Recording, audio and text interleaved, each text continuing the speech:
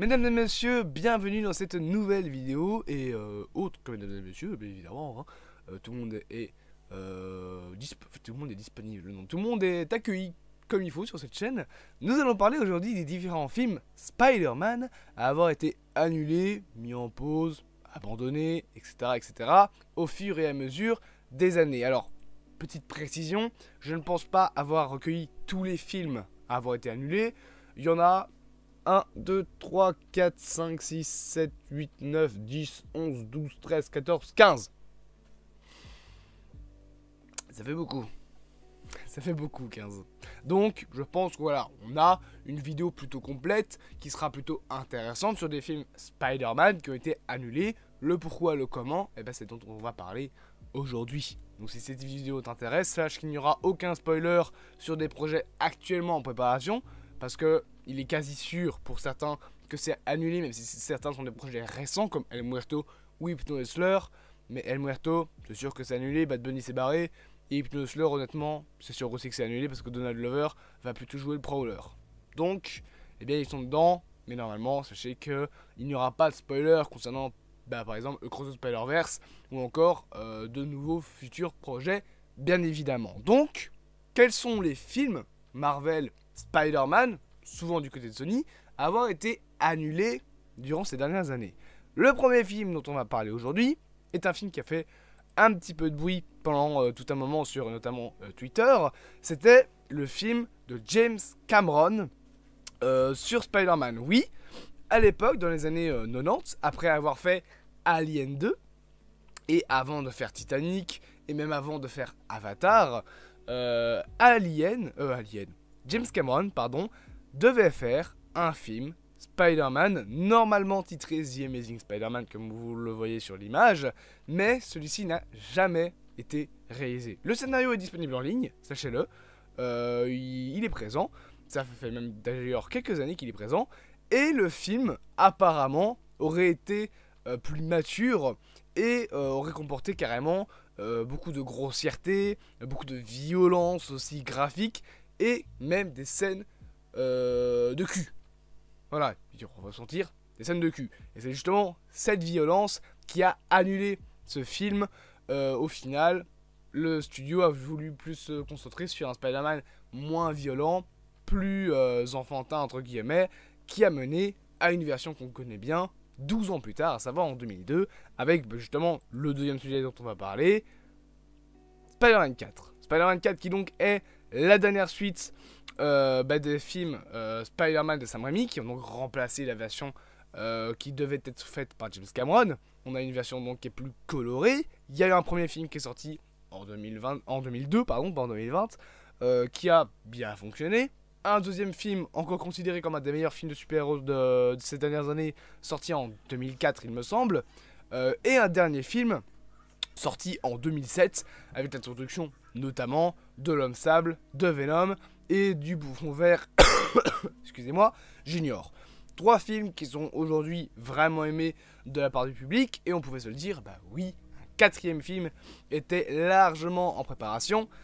Sam Raimi devait revenir, Tobey Maguire devait revenir, donc vraiment il y avait un 4e film qui était bel et bien en préparation, même avec une date de sortie, et qui devait de base sortir en mai 2011, mais le film n'a jamais eu lieu. Pourtant j'en ai déjà parlé, même carrément sur une vidéo dédiée que je devrais retrouver et vous mettre en description si j'y pense jamais, donc au pire, et allez la chercher vous-même, vous la trouverez mieux, mais voilà. On aurait dû avoir un film sorti en 2011, j'en ai déjà parlé, il y a plein de concept art et de storyboard du film qui ont été lâchés depuis, et ça a été causé, le film a été annulé, notamment en raison du départ du Sam Raimi, suite au fait que Sony voulait déjà le forcer à introduire trop de méchants, alors que lui, dans son film, il voulait uniquement, on va dire, le vautour en méchant principal, et avoir 2 autres méchants un peu plus secondaires, à savoir Black Cat, qui devait être présente, et également Mysterio, qui devait être présent dans l'introduction, et joué d'ailleurs par son pote Bruce Campbell. Et d'ailleurs, pour celui qui devait jouer le vautour, il y avait 2 acteurs pressentis, à savoir John Malkovich ou Ben Kingsley. Mais en plus d'un Spider-Man 4, Sony préparait déjà la suite avec des Spider-Man 5 et 6. C'était logique, Sony voulait continuer la saga.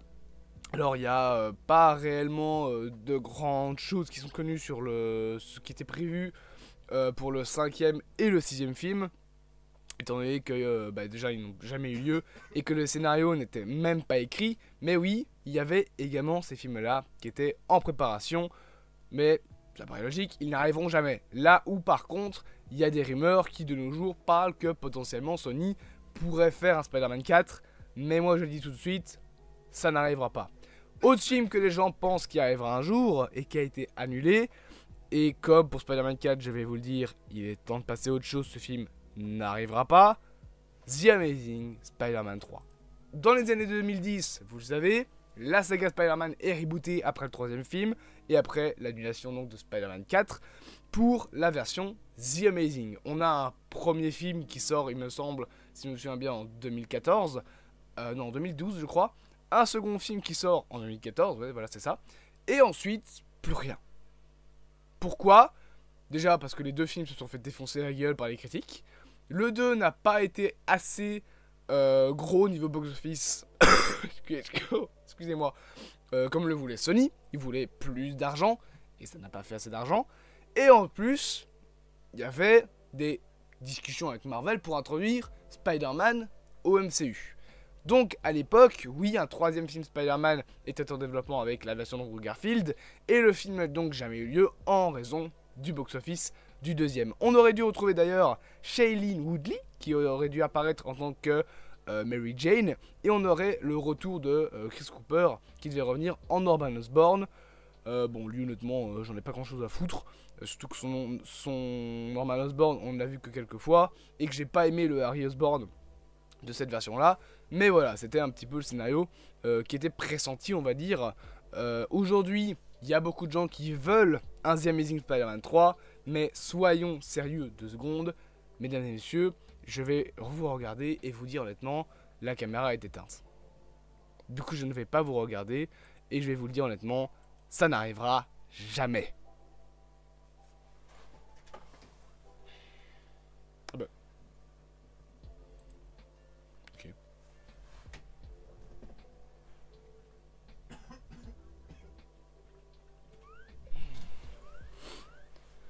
Mais...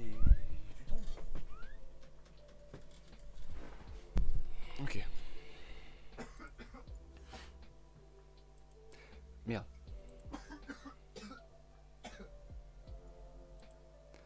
Ça n'arrivera jamais pour plusieurs raisons. Déjà la première, il y a une nouvelle version de Spider-Man qui est présente, à savoir Tom Holland, qui a 3 films qui ont fait le milliard. Sa franchise est plus rentable que n'importe quelle autre version de Spider-Man, même la version de Miles Morales. Les deux films c'est 300 et 600, là où les 3 films de Tom Holland c'est le milliard. No Way Home c'est presque 2 milliards.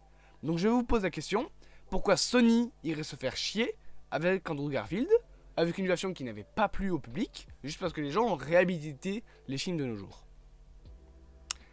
Sans vouloir faire le donneur de leçons, retournez votre veste maintenant, c'est bien mignon, mais il fallait le faire en 2014 quand le film est sorti. Aujourd'hui, les fans et le grand public en général ont tué cette version de Spider-Man qui, à part pour des événements comme No Way Home ou Secret Wars, ne reviendra pas. Arrêtez de vous voiler la face. Sony n'a aucun intérêt à faire revenir cette version-là, alors que Tom Holland fonctionne hyper bien au box-office, et que même s'ils veulent un nouveau Spider-Man, il y en a un qui est hyper bankable ces dernières années, et il s'appelle Miles Morales. On continue bien évidemment notre vidéo avec le projet suivant qui est également lié à The Amazing Spider-Man 3, à savoir les Sinister Six. Un film sur les Sinister Six était effectivement en développement, c'était un film spin-off qui devait donc lancer l'univers cinématographique Spider-Man justement à partir de l'univers de The Amazing. Un film Sinister Six d'ailleurs était également en préparation à l'époque des films de Tobey Maguire, mais ça n'est jamais arrivé. On aurait dû avoir un film dérivé donc qui aurait pu sortir pour 2016, mais ça aurait donc creusé l'écart entre The Amazing 2 et The Amazing 3. Ça n'est jamais arrivé bien évidemment, vous le savez très bien. C'est à cause de l'annulation de The Amazing 3. Ce film également a été annulé. Aujourd'hui, un nouveau film Sinister Six est en préparation dans le nouvel univers Sony qui existent actuellement. Et ça sent, je l'avoue, pas très bon. Maintenant, il y a encore un autre film qui est en préparation. Enfin, qui était en préparation. Un nouveau film, Venom. On parle même pas de la version de 2018, puisqu'un film solo Venom était en préparation des années avant la sortie du film de Tom Hardy. Sony crée déjà un film Venom, mais pour les films de Sam Raimi. Puis après, ils ont essayé avec la franchise The Amazing. Mais au final, aucun des deux films Venom de cette époque-là, de ces deux époques-là, n'est sorti. Ces deux versions ont été annulées et on a eu en 2018 le Venom de Tom Hardy complètement détaché de Spider-Man. Et ensuite en 2021, on a eu Venom 3. Et en 2024, on aura Venom 2, pardon. Et en 2024, du coup, on aura Venom 3. Logique.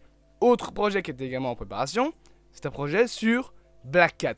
Honnêtement, en 2014, en effet, excusez-moi, en 2014, Sony avait embauché une scénariste, à savoir Lisa Joy Nolan, pour écrire le scénario d'un film Black Cat avec Felicity Jones dans le rôle titre, que vous voyez d'ailleurs à l'écran. Ça aurait été une origin story qui devait sortir en 2017, mais à cause de l'échec de The Amazing Spider-Man 2, ce projet a également été annulé. Donc oui, Sony crée clairement tout un univers cinématographique autour de son fameux The Amazing, mais la fin du 2 a malheureusement terminé beaucoup de projets. Puisqu'en plus, alors qu'un film solo était en développement sur Spider-Man 2099, il devait être également connecté à la franchise The Amazing Spider-Man. C'est quand même incroyable. Et finalement, eh bien, le film n'a jamais été fait, encore une fois à cause de l'annulation de The Amazing Spider-Man 2. On voit vraiment plein de choses qui ont été annulées à cause de l'annulation de ce film. Et aujourd'hui, les gens râlent, les gens disent que The Amazing c'était mieux. Encore une fois, voilà, retourner sa veste maintenant, c'est un petit peu trop tard. Et faut pas, voilà, il y a un moment, faut arrêter de se mentir. Les films à l'époque se sont fait défoncer. Et ce n'est que le résultat de ce défonçage. On aurait pu avoir des films Black Cat, des films Venom, un film de Spider-Man 2099. Et finalement, on n'aura rien de tout ça parce que le film à l'époque, avait été un échec. D'ailleurs, petit aparté, mettez-moi en commentaire, est-ce que vous trouvez que cette version de Spider-Man, ce Spider-Man 2099, toute version confondue, est surcotée, sous-cotée ou est cotée correctement? Moi, j'avoue que je le trouve légèrement surcoté par rapport à sa version Across the Spider-Verse, et son histoire dans les comics est largement plus intéressante, je trouve. Mais après ça, c'est mon avis. Maintenant, on part complètement de l'univers The Amazing pour parler pas vraiment d'une annulation, mais je trouve que c'est intéressant aussi d'en parler, et d'un changement plutôt de scénario, à savoir le premier scénario de Spider-Man No Way Home, qui est plus ou moins connu du public. Beaucoup de gens connaissent l'histoire, mais pour ceux qui ne le connaissent pas, sachez que de base le film ne devait pas parler du multivers. C'est parce que Tobey Maguire et Andrew Garfield ont été d'accord de revenir, car de base, le scénario devait voir Peter essayer de blanchir son nom en combattant Kraven, qui a été engagé pour le tuer. Et ça devait être du coup entre guillemets lié au film Kraven le chasseur. C'est ça de base le plan de secours, l'histoire qui était préparée pour No Way Home. Au final, comme les deux ont accepté de revenir, eh bien, ils ont pu faire le film qu'on connaît avec bien évidemment tout l'événement multivers derrière. On part sur des films un petit peu moins connus avec premièrement un film équipe nommé Silver and Black, qui aurait dû donc mettre en vedette deux personnages moins connus de l'univers Spider-Man. Un premier que vous connaissez très bien, Black Cat, voilà, qu'on a vu dans plein de projets, et une deuxième que vous avez notamment vu dans les jeux vidéo, Silver Sable, qui aurait dû donc partager un film dans l'univers Sony après le premier film Venom. Ça visait une sortie en 2020, mais ça n'a jamais été réalisé, et il est quasi sûr que ce projet a été abandonné.